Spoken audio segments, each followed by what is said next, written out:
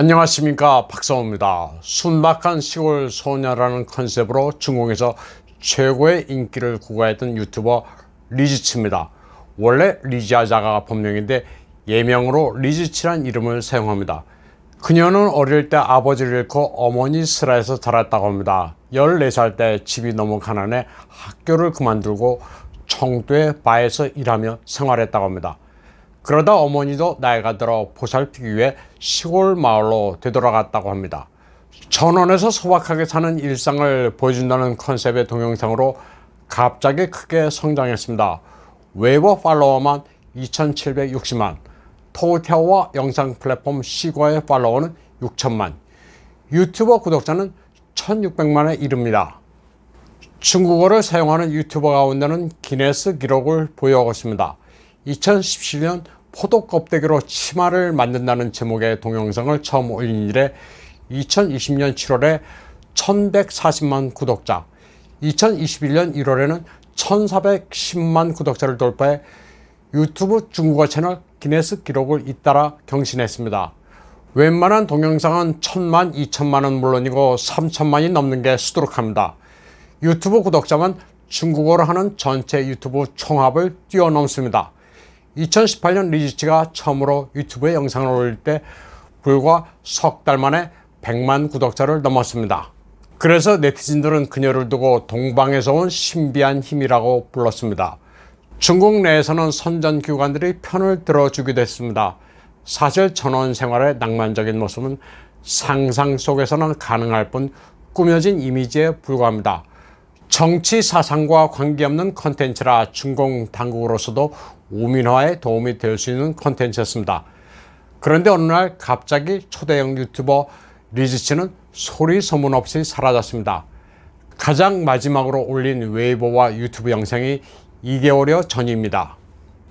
중국인들은 문을 열면 장작, 쌀, 기름, 소금, 장, 식초, 차 7가지를 본다라는 영상을 마지막으로 자취를 감췄습니다. 그녀가 마지막으로 남긴 메시지는 이른 아침에 경찰에 신고했다. 자본은 진짜 좋은 수단이란 아리송한 문구였습니다. 그래서 여러 추측만 나돌고 있습니다. 자본을 둘러싼 모종의 분쟁에 빠졌다거나 당국의 갑작스러운 조사 검열로 방송을 못하게 된 것 아니냐는 이야기들이 돌고 있습니다. 그녀가 왜 갑자기 사라졌는지는 여러 가지 추측이 가능합니다. 사실 중국의 농촌 생활은 그녀가 묘사하는 목가적인 것과는 거리가 멉니다. 아직도 원시 생활을 하는 데가 많고 극도로 가난합니다. 그런데 그녀의 동영상이 유튜브에서 플레이된 것은 중국 당국의 배려가 없으면 불가능합니다. 그녀의 동영상에 호기심을 가진 많은 사람들은 외국인입니다. 중공의 실정을 모르는 외국인들은 리즈치의 프로그램을 보고 중공의 농촌도 살만하다고 생각할 수 있습니다. 중공 과정 CCTV도 한때 그녀를 격찬했습니다. 외국인들이 리즈치의 영상을 보면 중국의 매력에 빠져든다고 말했습니다. 리즈치가 중국이 좋다고 말하지 않아도 중국의 문화와 스토리를 외국에 잘 알리고 있다고 치켜 올렸습니다. 그러면서 다들 리즈치를 본받아야 한다고도 했습니다. 팬더가 중공의 음험함을 감추는 이미지로 수출된 것처럼 그녀 역시 대외 선전 기구일 가능성이 높습니다. 그런데 최근 중공의 상황은 크게 바뀌었습니다. 민생이 도탄에 빠져 불만이 높아지고 있는 상황에서 마냥 농촌 생활을 낭만적으로 포장하면 정권의 부담이 될 수 있습니다. 그런데 리즈치의 어시스턴트는 8월 26일 그녀가 영상 업데이트를 중단한 데 대해 설명했습니다. 그동안 너무 열심히 프로그램을 만들다 보니 현실과 동떨어진 내용이란 것을 깨닫게 돼 정리 중이라고 말했습니다. 학교를 중퇴하는 바람에 배움이 부족해 지금 공부 중이라고도 말했습니다. 그녀는 만들어진 스타였습니다. 영상과 편집 스킬이 탁월한 그녀의 영상은 그냥 만들어진 게 아니었습니다. 황조 웨이엔이란 제작사와 협약을 맺은 왕홍이었습니다. 이 회사의 지분은 복잡하게 분산되어 있습니다.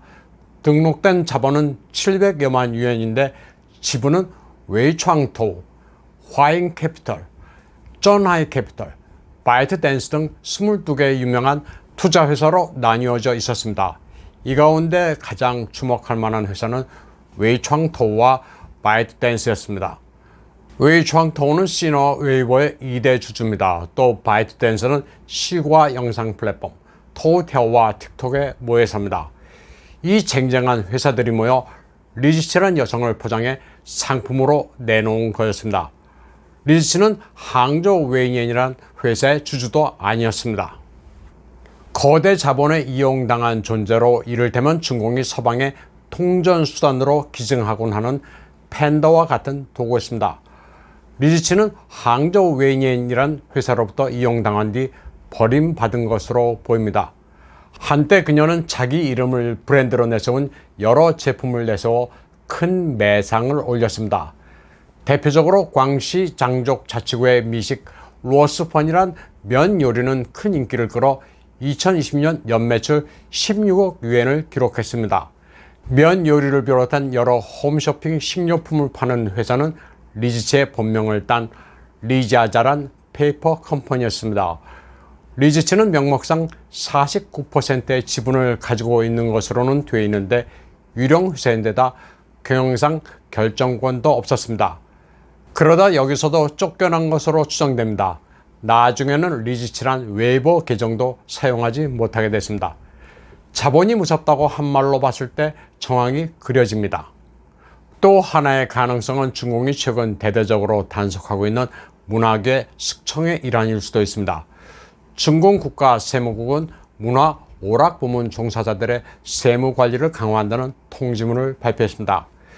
여기에는 기존 연예인은 당연히 들어가지만 인터넷 방송 진행자도 포함됩니다. 조사를 하기 전에 자진의 세금을 내라고 통보했습니다. 다음 소식입니다. 멍완조우의 귀국과 관련해 여러 이상한 정황이 포착되고 있습니다. 그녀가 전세기 편으로 선전 바오안 공항에 도착해 감격에 겨운 성명을 발표했지만 부친 런정페이의 모습은 보이지 않았습니다.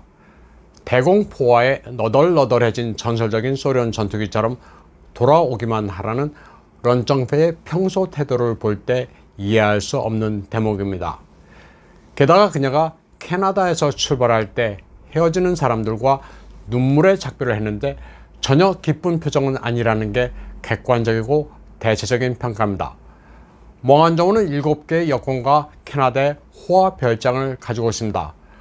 또 자녀들도 외국에서 공부하고 있기 때문에 속으로는 귀국을 원치 않았을 수도 있습니다. 멍완조우는 귀국하자마자 보름 동안의 격리에 들어갔습니다. 그녀가 돌아오자 영웅의 귀환이라고 대대적으로 분위기를 띄웠던 관영 매체들도 하루가 지나자 잠잠해졌습니다. 미국과 캐나다가 멍완조우를 풀어줘 중공에 굴복했다는 의견도 만만치 않은 가운데 미국에 망명하고 있는 부호 고원구이는 멍완조우에 대해 중공으로 귀국한 이후에는 살아도 사는 게 아닐 것이라는 의견을 내놨습니다. 참고로 화웨이와 멍완조우에 대한 고원구의 예상은 100% 적중한 바 있습니다. 멍완조우의 귀국에 대해 시사평론가 조우 샤오후이는 에포크 타임즈에 자신의 견해를 밝혔습니다.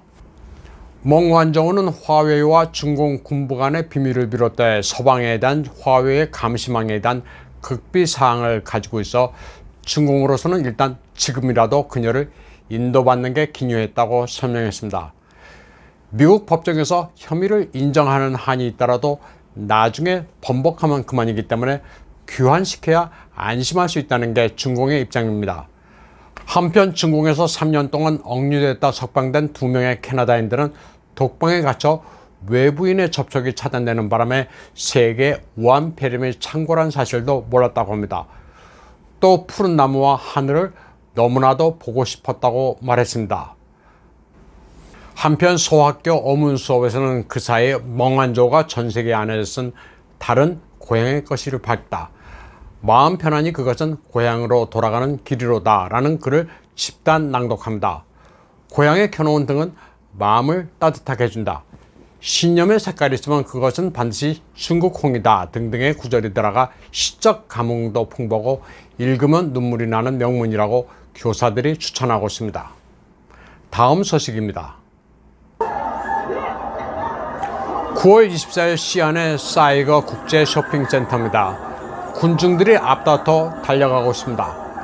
아이폰 13의 시판을 시작하자 서로 먼저 사기 위해 매장으로 돌격하고 있습니다. 중공 사람들조차도 화웨이를 멀리하고 애플 아이폰을 선호합니다. 미제국주의 물건이란 세뇌도 소용없습니다. 중공 소비자는 사상으로 소비하지 않습니다. 상하이에 문을 연 미국 샘스 클럽입니다. 아시아 최대 규모의 매장인데 개장하자마자 인파로 미어집니다. 몇만 명이 몰렸는지 가늠조차 할 수 없습니다. 매장에 들어오려면 몇 시간 동안 줄을 서야 하고 안에서는 사람이 치여 제대로 돌아다니기도 힘들 정도입니다.